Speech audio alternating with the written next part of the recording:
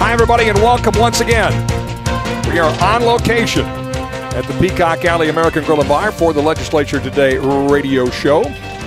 Busy program for you straight ahead, and looking forward to it. Want to thank our sponsors, by the way, and they are making this broadcast possible 2 hours, Monday through Thursday evenings on your radio, as well as Saturdays between 10 a.m. and noon. The Credit Union Association of the Dakotas, the Association of Oil and Gas Producing Counties, the University of Mary, America's Leadership University. Tonight, a new sponsor joins us as well. That will be the North Dakota Corn, Grain, and Soybean Growers Association, and we appreciate them very much as well. We also thank our sponsors, the North Dakota Rural Electric Cooperatives, Touchstone Energy Cooperatives, and their partners, Minnesota Power, serves customers in the east and eastern end of North Dakota, as well as western Minnesota, as well as Great River Energy, Expressway Inn and Suites, and the North Dakota chapter of Concerned Women for America, along with the host for our event, the folks here at the Peacock Alley American Grill and Bar. And Dale, I know you appreciate the various specials they have. Oh, of course. You tend to comment occasionally on that. It's Political Wing Night tonight. Political Wing Night? Yes. So these are the freshest locally sourced wings in the game. As long as you don't put, like, nuts in with them. There's left wings and right wings. And there's wing nuts. Now the left wings are breaded, fresh chicken wings, liberally spun in your choice of sauce. You spread the wealth and order enough for the entire table. And feel good knowing you've got your fair share. I guess MSNBC would give them like 4 stars. Okay. Now, the right wings, on the other hand, are naked. Naked fresh chicken wings. This naked is okay. Okay. Spun in a no-spin zone with your choice of sauce. And you can get, indulge a little your taste for more wings. So the right wings don't have any skin on them? I guess not. Yep. So the dietary conscious would go for the right wing, huh? Fox News would give them 2 thumbs up. Okay. They're telling us, yeah. And they use the free market system and came up with a socialistic price. I don't know what that means. But anyway, all wings are not created equal, but on Thursdays they're only $5. They're all the same price. So you get 10 wings for $5. And I think that's, That's positively Karl Marxian, I think. And that's something. And so, in other words, it's a great deal. In fact, you get more wings for the price than you do at Wing Night at the Buffalo Wild Wings. So this is a really good deal. I guess the wings are I've not yet had them. I'm looking at this brand new. So anyway. Well, I'm sure by the end of the night we'll have the sauce smeared all over us. We'll be sampling them. You might want to watch that at GreatPlainsNews.com. Exactly right. Anyway, looking forward to another hour. We'll quickly recap what happened in the legislature today with Dale Wetzel, managing editor for Great Plains Examiner and Great Plains News, and then introduce our guests. Well, we had our first bill today that was signed by the governor. It was rather a interesting and quick production. It had to do with the legislature's bill tracking service, which is a new service. It used to be provided by North Dakota State University for a fee, a rather steep fee, as I remember. It's like $300 or $400 for a session. And as part of their overhaul of the computer system, the legislature instituted its own bill tracking system, which it offers to the public for free. And as people were loading their, in order to take advantage of it, you have to have a username and a logon. And roughly 1,200 people have registered to use the service. And the question arose, okay, if a person is logged on, has a username and logon, has a list of bills that he or she is tracking, writes in comments and bill descriptions, which you can do on this site, is that information a public record? And as soon as the realization that it might be a public record came to light, the majority leaders in the House and Senate introduced a bill saying that it is an exempt record, which means they can give it to you, but they don't have to, and they won't, I'm sure. They meaning the Legislative Council, which is the legislature's research arm. And this bill passed the House yesterday, 94-zip. It passed the Senate today, 40-7. There was some objection to it on the Senate floor because in neither the House nor the Senate did it have a hearing. And one of the senators, Connie Triplett from Grand Forks, said that you should vote against this bill because it, essentially as a protest to the fact that the hearing process was skipped over. Well, anyway, after the Senate approved the bill, it was enrolled and sent over to the House and made its way down to the governor. It was signed just before 4 p.m. and it has an emergency clause, which means it takes effect immediately. So right now, as we speak today, these records, this information, people's profiles and logins and passwords and whatnot, are not public record. That was the first bill that we've had that passed the House and Senate and was signed by the governor, has to do with the legislature's bill tracking system. Not exactly monumental legislation, but not really. Unusual in how it was fast-tracked, maybe? Yes, that's very unusual. I've never seen anything like that before, where the bill literally has no hearing, except, there are some exceptions. I mean, the legislative pay resolution doesn't have a hearing, and that's how they figure out who gets paid what. The people who work for the legislature, they're listed by name, and actually they're listed by position and how much they get paid, and that's not. There are certain circumstances where a bill doesn't have a hearing, but it's almost never something like this, where it's actually something that's going to go into the law books, which this will do. There are some other things that were interesting today. One of the oil bills in the legislature would give an exemption from the North Dakota oil extraction tax, which is 6.5%, to oil that's refined in a North Dakota refinery, oil that's produced in North Dakota and refined in a North Dakota refinery. And that sounds good on the surface, but basically what it was frankly, an enormous tax break for the Tesoro refinery in Mandan, which they did not ask for and did not lobby for. They just the bill came out and they said, basically, well, what? Because Tesoro is refining all the North Dakota oil it can get its hands on, and there is no prospect in the near future for an oil refinery to start operating again. Another one. The 3 affiliated tribes is developing a refinery. In fact, they have their final permits for one, but it's going to take some time to build. MDU Resources Group is looking into constructing a refinery in southwestern North Dakota, but that's a long way off. And the argument that was made on the House floor was the refinery problem is not a problem of taxation. It's not, people are not building refineries in North Dakota because North Dakota has these onerous taxes. It's because it's difficult from a regulatory standpoint to get approval to build a refinery. Lots of environmental permits, et cetera, et cetera. It just takes a long time. And so that bill was defeated 94 to zip. Very interesting. By the way, Dale Wetzel is covering his 14th legislative session, so that's why you can get a recap that quick on what's happening. We try to keep you updated on what's happening and keep tabs on lots of bills, and always start each hour of the Legislature Today radio show. Did you think that was quick? I thought it was kind of long-winded, actually. It was good information. Okay. As always, you're a wonderful resource. But we better get to our guests, because we do have a short amount of time to visit with the 3 gentlemen here, including John Godfread, who is the Vice President for Government Affairs at the Greater North Dakota Chamber.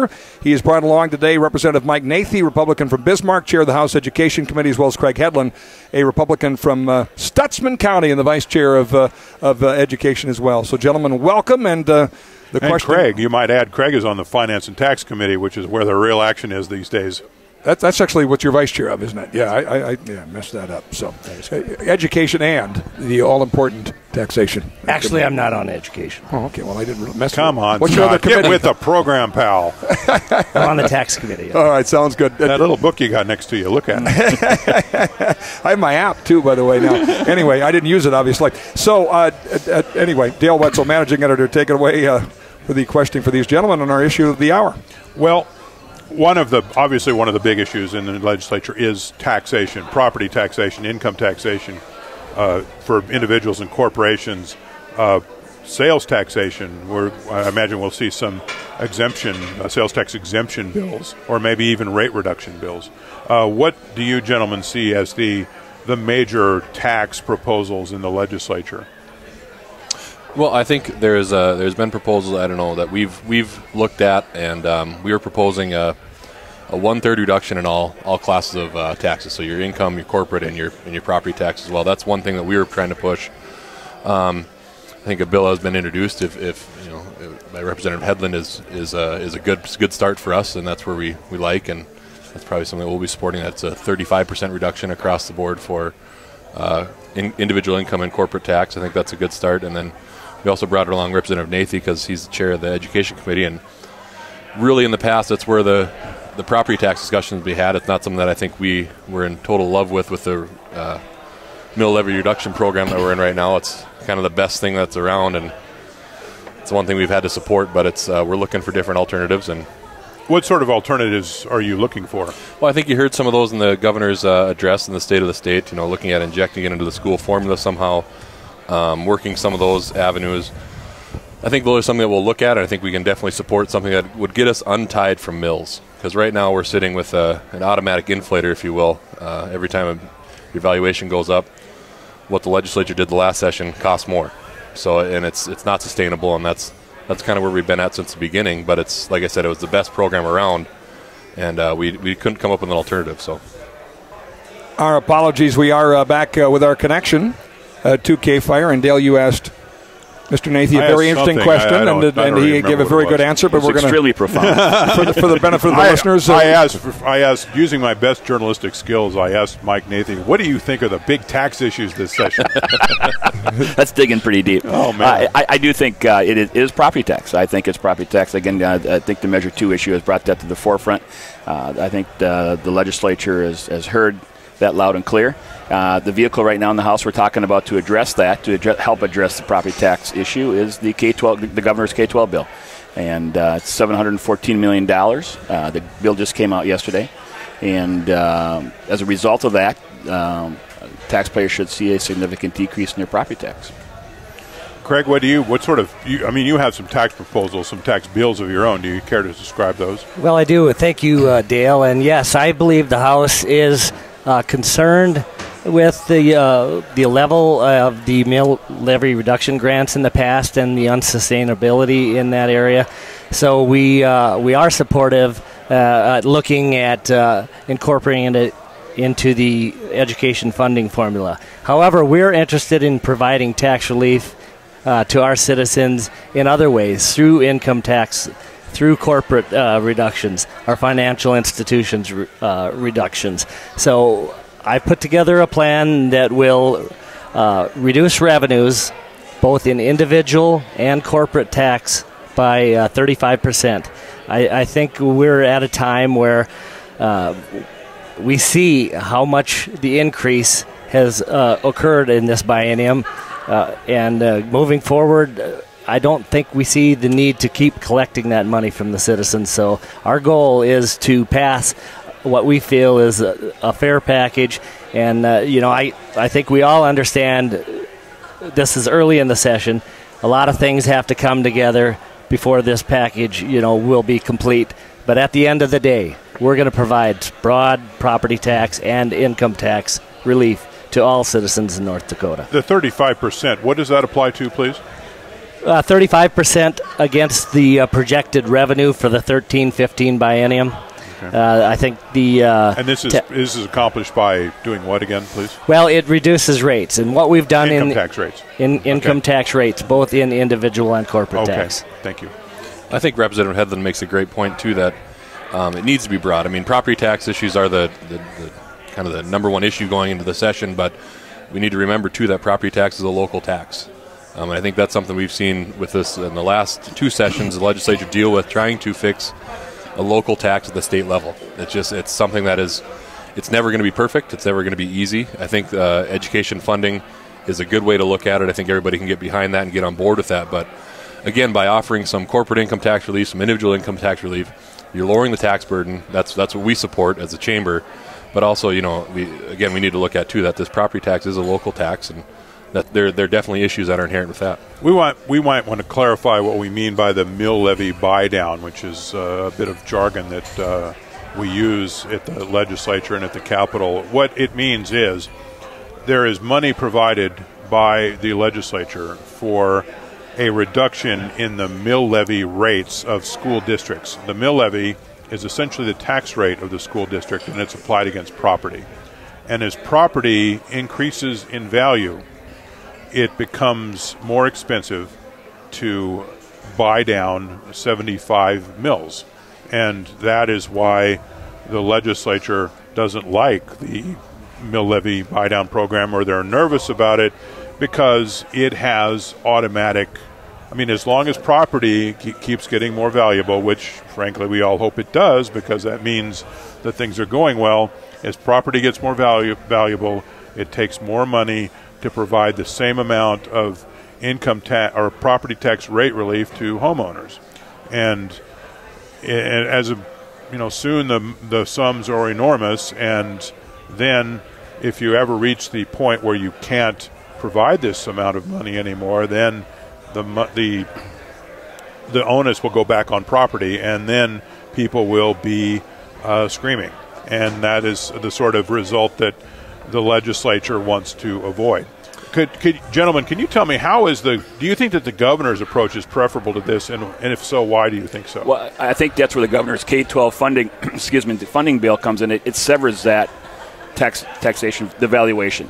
So his bill provides for a per student payment, so it's not tied to the mill levies at all. So the payments have been decided, and as we go forward, the legislature will have a debate and discussion as far as how much we should be paying per student cost as we go forward in there. So it is not tied to any of the mill levies or any of the valuations, and I think that's a big plus. Scott, and if I could just add, there are an increasing number of school districts that are under the current system are becoming more and more unhappy with the way things are being done as well, because they are being limited into what they can do. And there's an issue with fairness with a greater number of school districts now. They feel that they're being mistreated because in some ways, and the way that it's been done in the past, they are actually capped at a level below where they could have been had they made changes prior to the 2008. In other words, they were penalized for being frugal, were they not? That is the truth. Yeah. Mm-hmm. Yeah. And how does the governor's plan provides enough money to bring down mill levy rates still further? The governor's plan buys down 60 mills, brings it down to 60 mills. So if the average school district has 120 mills, it buys it down 60. So it roughly cuts it in half. I think the fact that it's tied to a dollar amount is what we like, and that's something that we can definitely get behind. And we've been looking for since 2009, since the mill levy buy-down program was initiated, is that if you can have a fixed dollar amount that the legislature can come in and debate every session, then you're not getting that automatic inflator with valuations increases. What kind of feedback are you getting, John, from members of the Greater North Dakota Chamber over this issue statewide? On this particular proposal, not much, because it just kind of dropped yesterday. So we're still looking through the actual bill itself to really give a fine comment on it. But I know we've never liked the mill levy buy-down program. Like I said, we were in it because we thought it was the best thing around. But getting to a fixed dollar amount that we can adjust every session, if we have the money, if we don't have the money, we can make some adjustments, is where we want to be. We all went silent for a moment. Oh, I was just contemplating the enormity of it all. One of the options that's been floated is an income tax suspension for two years. What does the chamber think of that if it has a position, and what Representative Headland and Representative Nathe, what do you think of that approach? Frankly, I've never heard of that before in the North Dakota legislature, the suspension of a tax for a 2-year period. Well, I think at the chamber we've always been for measured relief. I think we've been looking at the last couple of sessions since we've been into the oil boom and things like that of stepping our taxes down in a reasonable manner where we know we're going to be fine, things are sustainable, we can handle that. I'm not sure suspending personal income tax for 2 years.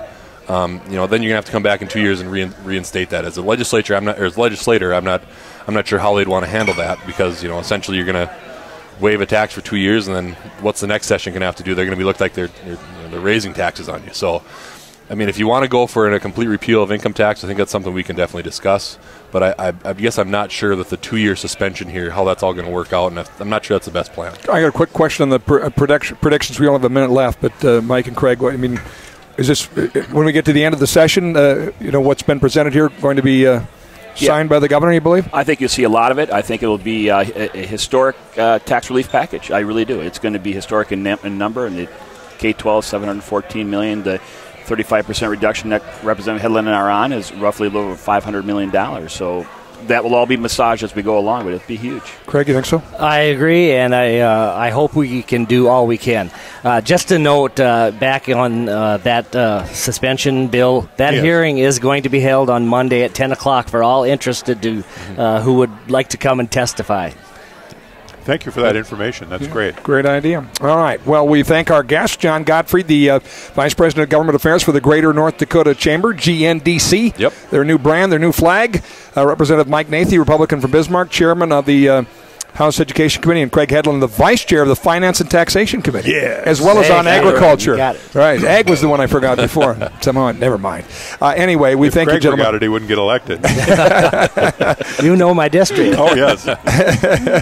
It's your fun. Thanks for having us on here, and it's fun to be talking about $1 billion in tax cuts. That's a pretty nice number to be talking about. Yeah. Yes, it is indeed. Yeah, appreciate it very much. Thanks, gentlemen. It is the Legislature Today radio show live and direct from the Peacock Alley American Grill and Bar in downtown Bismarck. You're invited to join us here. We'll continue our conversation. We're talking prisons and prison funding with a local Bismarck legislator as well as the warden for the North Dakota State Penitentiary when we continue from the Peacock Alley American Grill and Bar in downtown Bismarck and the Legislature Today radio show. We are back at the Peacock Alley American Grill and Bar. Hi, folks. I am Scott Hennon. You're listening to 550 K-Fire, the flagship for the Legislature Today radio show from the capital city. And we welcome you to join us whenever you're in Bismarck, downtown Bismarck at the historic Patterson Building and the Peacock Alley American Grill and Bar. The food is really fantastic here. It is, and tonight, by the way, it's political wing night. So Thursday's the main event is left wings versus right wings. And I mean, you can go with, the sauces are salt and vinegar and garlic and Parmesan and Thai peanut and teriyaki and read my lips and I feel your pain and Cajun butter. What sort of political persuasion is like Thai I don't chicken know. But sauce? I just know both sides come to meet at the Peacock Alley. Okay. See, so obviously one side or the other, but I can't actually answer that question. I just know there's left wings and there's right wings. Yes. Here at the. Can you tell them apart when you're like eating them? I don't know. That's another question I just can't answer, Dale. I apologize. Political wing night, and by the way, you get 10 of them for $5. Great deal. The freshest, locally sourced wings in the game at the Peacock Alley American Grill and Bar. So it's worth the trip just to come on down and check those out. It's a new special, and the wings are great. Everybody's raving about them. So come on down and you'll enjoy them. Dale Wetzel is the managing editor for the Great Plains Examiner, the all-new Great Plains Examiner with the $13 billion man, Jack Dalrymple, on the front cover, is out in newsstands around Bismarck, Mandan. For free. It is. Pick it's it up. free, yes. And so make sure you do that if you haven't already. And you can also follow Dale's work covering the legislature at greatplainsnews.com, as well as submit questions for our guests. We're excited to tell you about a project that is underway that many North Dakotans know about, and that, of course, is the expansion of the North Dakota State Penitentiary.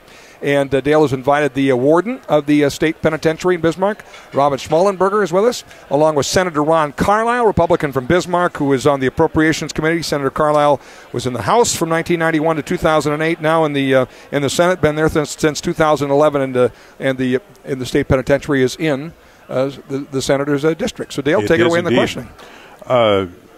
Ms. Schmalenberger, first of all, tell us how you came to be the warden. Tell us about your corrections career. Well, I've worked for the Department of Corrections for a number of years in various capacities. I started as a parole and probation officer, and I did that for a number of years. And then I transitioned into reentry work with transitioning inmates out of prison, and I was the director of our transitional facilities.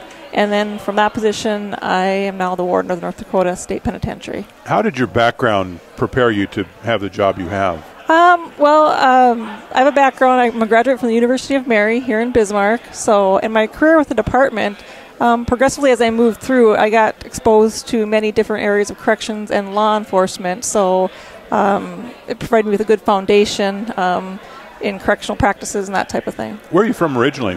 I am from Hebron, North Dakota, originally. Outstanding. And you went to high school at Hebron? Yes, I did. And you went to the University of Mary? Yes.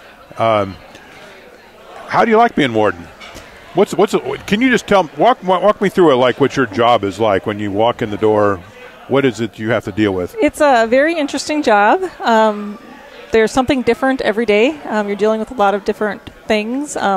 Managing security of the facility, meeting the inmates' needs while they're there. We're responsible to take care of them, provide for them, maintaining public safety, and it's kind of, I would guess, maybe like being a mayor of a small city, because you have approximately 530-some inmates living there and providing for all their needs, and on any given day, a couple hundred staff members inside the facility. As far as the small city, how many of the residents are like politicians?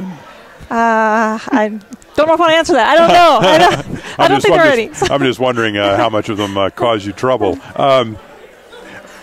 We wanted to talk to you this evening about the expansion project, which people drive by. If you live in the Bismarck area, even if you don't, people drive by, they see it going up. What is the status of it right now? It's going very well. As you drive by an expressway, you can get a good view of it, and you can see that the external structures are up, and right now they're focusing on doing a lot of the internal finish work, that type of thing. So we're on schedule to be complete in April of 2013. And then once the facility is complete, we'll slowly start transitioning inmates into the various housing units that are being constructed. Ron, you were in the House when this project was essentially being born. That's correct. And could you just tell us why it was deemed to be necessary by the legislature? Why is it that the legislature decided that this was worth doing? Well, the project, Dale, and hi, Robyn, and welcome to the show with me. Safety was the number one concern with the old East cell house. It was 4 stories tall, and they start inmates out there. The 4th floor, it was hot in the summer, cold in the winter. As they minded their P's and Q's, they moved them down to 3, 2, 1. The cells did not meet any of the present-day requirements. I think they're literally about 8 by 8. Some of our concerns were about the safety, for sure, with the guards who had to do that. The segregation wing, where they lock prisoners down for a variety of reasons, violent prisoners, 23 hours a day. The bars used to be open, so when we would tour, the times we toured, the inmate literally could throw feces if he wanted, or he could make remarks, especially if there was a female. So there was a lot of design work to be done. So several of us went down to Cass County, Fargo, and Representative Whelan, at that time Cass County Commissioner. This pod design, as you see out on the new one, it's way easier to manage inmates, and again, safety of the people that are doing the job out there. And they're 3 shifts, 24/7, as you know. So we started putting projects together and then doing some repairs. Well, then finally somebody got up the idea, let's just put the money aside. Well, the first round, we got money aside, I think it was in the 40 million range, and we literally parked it while people talked it over and mulled it over when you do a big project like that. And then the next session, then we got construction, and I just got some numbers from this. I'm on appropriations over in the Senate now too, so as of December 31st, out of the 63 million, I think you folks have spent about 54. There's roughly 9.6 million left to spend. We were looking at it April 2013. You say possibly May, but I had several lawmakers. They would certainly like a tour before you move the inmates. So, yeah, can you just describe what the East Cell House looked like? I think it's fair to describe it as what people think a prison looks like in the movie, is a big stack of tiered I called it, Dale, I called it the old Telly Savalas. You remember the TV show, the hard line? It was tough living conditions. But again, the safety of the people. There was a shadow, as Robyn would attest to, there was a shadow where you couldn't see the rest, of the 4 tiers, maybe on tier 1, 2, 3, or 4.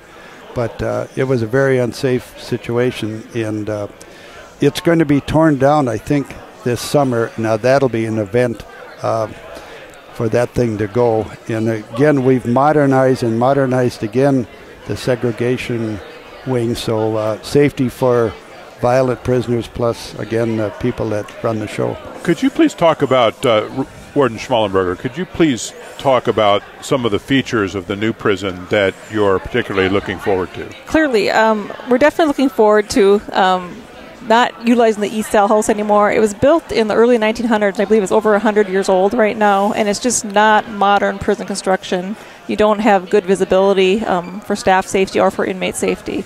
So the new units are set up in pods, and there's good visibility. In addition to the new housing units, we're going to get a new medical unit, which we very much need. Our old medical unit is really outdated, and we're getting more and more inmates with longer sentences, some older inmates, and they have large medical needs, so the new medical facility will definitely be able to take care of their needs. In addition, we're getting a lot more cameras in our facility, which are good for safety. We're going to go from approximately, we have 30 cameras now, to over 300 cameras, so we'll be able to do much better monitoring of the inmates in our facility. One of the things that struck me about the prison when I first went through it was there's a narrow staircase up to the medical clinic, and the medical clinic is very small. Can you talk about the difficulties that presents? Yes, it's difficult to get inmates up and down those stairs, and that's also an area where we have some of our detention cells where you place inmates that are behavior problems. So to get unruly inmates up and down that narrow staircase is difficult at times. So the new administrative segregation unit will be very nice for us to have. It's much more user-friendly and for safety purposes. What sort of inmate growth are you anticipating in the next 5 to 10 years, and how do you think this will be influenced by the fact that the state is growing, there's more people in western North Dakota? We are seeing an uptick in our inmate population. Between the end of 2011 and the end of 2012, we saw about a 7% increase in our inmate population. And I know it's only January of 2013, but that trend is continuing right now with a little bit of an uptick in the inmate population. I have a question from one of our listeners at GreatPlainsNews.com. This one comes from Mel. Mel wants to know how it is determined whether or not a inmate ends up at the state penitentiary. What laws do they have to violate to ultimately be housed there? If someone is sentenced to us by the court, then we get them from the sentence. North Dakota State Penitentiary is a maximum custody facility, so higher risk inmates stay with us. There's a James River Correctional Center where medium custody inmates are typically housed, and then the Missouri River Correctional Center is for minimum custody inmates. So if someone receives a sentence from the court to the Department of Corrections, they initially are brought to the penitentiary because we're the reception and receiving facility. So in other words, if somebody's picked up for a DUI in Cass County, they would be obviously put to the Cass County jail. Do they have to violate a state law in order to be considered for housing at the state penitentiary? Yes, usually state law is violated. Typically, most of our inmates are felony offenders, but we do have some misdemeanor offenders that we have in our facility. That was another question I had. So, in other words, the worst of anybody that's violated state law, they'd be the worst offenders. Is that fair to say? I mean, what the state penitentiary, the most secure of the state facilities? Yes, the state penitentiary is the maximum custody facility. So, higher risk individuals will stay with us at the North Dakota State Penitentiary. Did you want to add to that too, Ron? Yes, she's correct about more violent offenders. Several years ago, I just happened to do the legislation, the truth in sentencing. So on the top 5 crimes, the worst crimes, an inmate has to serve 85% of his or her sentence before any eligibility of parole, and that's keeping some folks out there. Warden, what is to be done as part of this renovation project with the Missouri River Correctional Center? Well, in me dealing with the North Dakota State Penitentiary Expansion Project, I haven't dealt with that much. I'm the warden of the penitentiary. There is another warden from Missouri River Correctional Center. Okay. Colby Braun is the warden of that facility. So I'm really focusing on right now the expansion at the penitentiary and getting us moved into those units and all that goes along with that. One of the things I wanted to ask you, how difficult a security problem is it when you're keeping inmates in a place that's being renovated? It is a challenge. There's a challenge to doing construction and having inmates in that facility. Also, we have a lot of contractors coming into the facility, and that just increases the traffic coming in, so there's also security risks with that. Another issue is all the activity around our facility that also poses some security risk to us, because it's important that staff working in our perimeter towers can see what's going on around us and assess what threat may or may not be coming towards our facility so we can respond appropriately to it. One of the things I wanted to mention, and this is why I brought up the Missouri River Correctional Center, is that Ron Carlisle is one of the sponsors of a bill essentially that would move the MRCC close to the main penitentiary and give the property of the MRCC, which is down by the river and very attractive land, to the Parks and Recreation Department for development as a park. Ron, why did you sign on to this bill? Okay, two things. Representative Wheeland was looking at a bill to move it. I was looking at a bill to do something with at least 800 of the acres. There's over 900 acres down there. Well, a couple of things have happened to put this into play, from my view anyway, is over at Fort Abraham Lincoln, there's a life estate that's coming to fruition. They're going to end up, Parks and Rec, with up to an extra 300 acres. So my theory was, here's your chance to develop for the 50-amp motorhomes and set all that up and get a plan over there, excuse me, and do some with the veteran cemetery. Is going to need a few acres. My idea in moving this, get it so there's 9,000 feet of river frontage, there's over 900 acres, turn it into a huge nature park, work with Game and Fish for a potential boat ramp, and Parks and Rec. No commercial, residential, or business, no development. It's going to be all of ours land. It did get flooded too, the flood issue, and as you know, I live east of there. It is my district. We had flood issues also. So to me, that changed the dynamic. And I pulled their budget request there, got about $400,000 into for some more repairs now, because they did a terrific job of saving the place because they had to sandbag it, but they had to move all the prisoners. And I think there's a few over 100 prisoners there. There's no fence, and there is residential encroaching in on the area. So my theory is, my understanding, Warden, if we move it out there, there's still, the prisoners have to be segregated from the main population. They don't want them mixing, and that's right down to the food service. So in the old days, there was a site talked about outside on the prison land out there. So using that same pod design for these folks that are down there now, and then turn the buildings into everything for kids. I mean, Boy Scouts, but Parks and Rec would develop up to a 10-year plan. One of the options that was discussed when the renovation project was being debated was this very thing. Mm-hmm. And what sort of I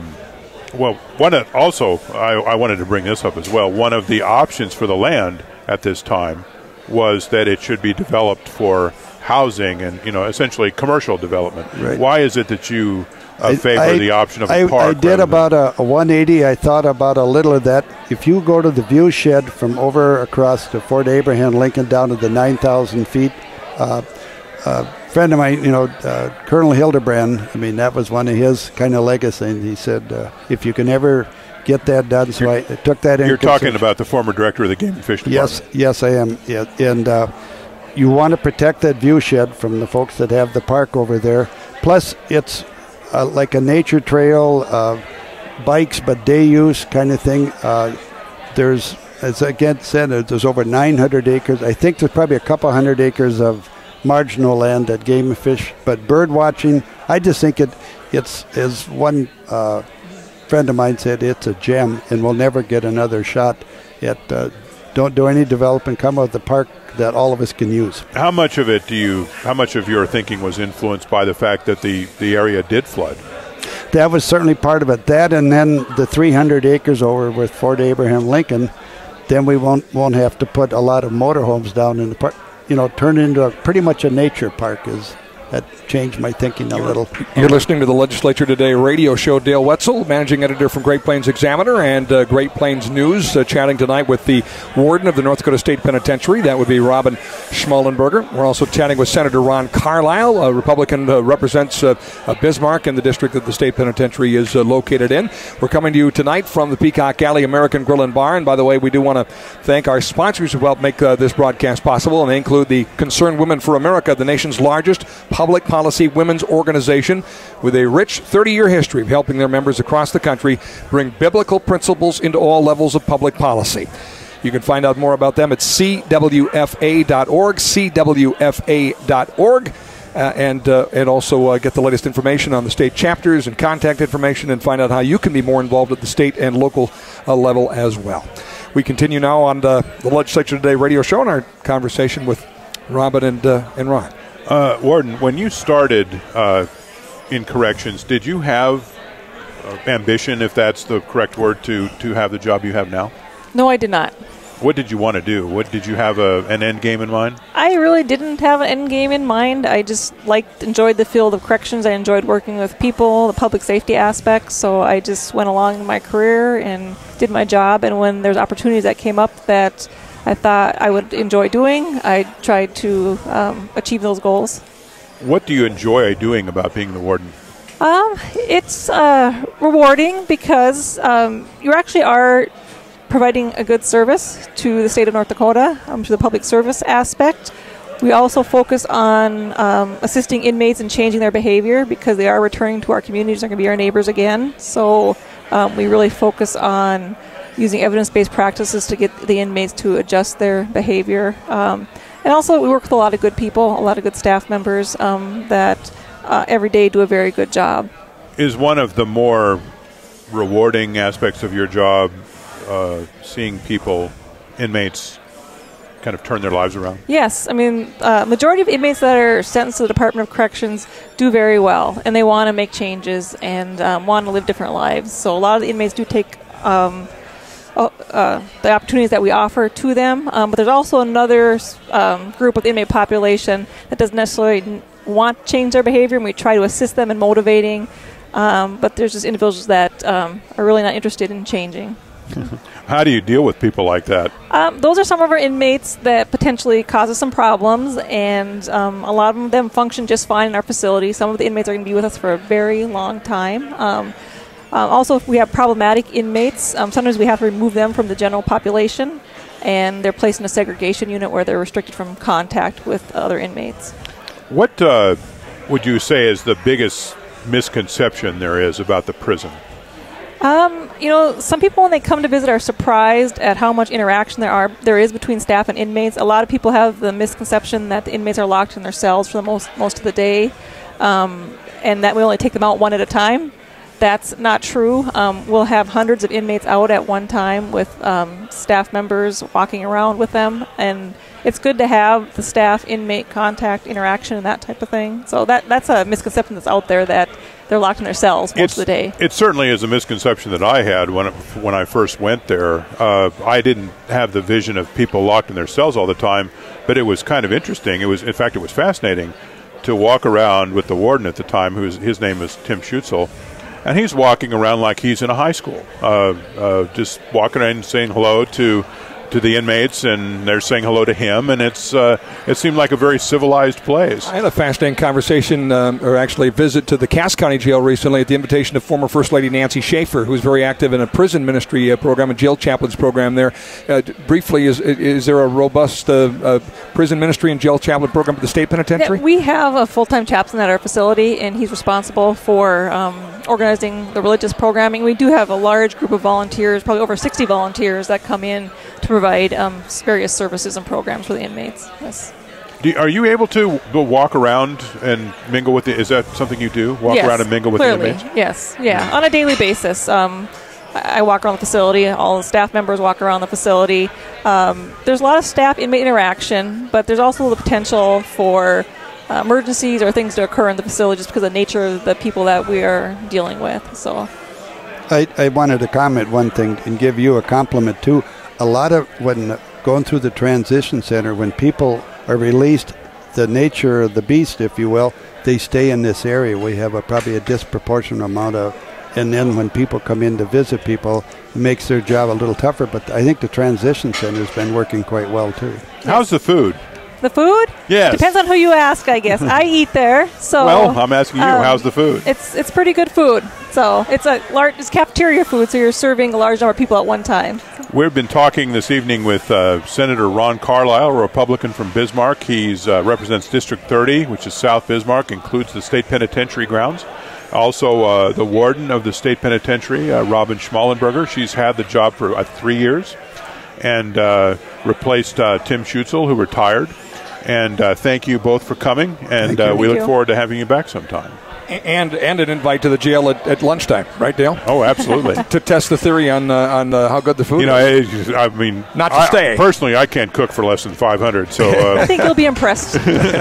Thank you both. We appreciate the conversation very much. This is the Legislature Today radio show. You're listening to 550 K-Fire, our flagship for the Legislature Today radio show, as well as our affiliates AM 1100 The Flag in the Red River Valley, as well as in Northwest North Dakota, Talk Radio 1090 for the Bakken of the Flag. We thank you for listening. Another hour of the Legislature Today radio show in the books. And you can, of course, also find us online at GreatPlainsNews.com. GreatPlainsNews.com, live from the Peacock Alley American Grill and Bar, downtown Bismarck.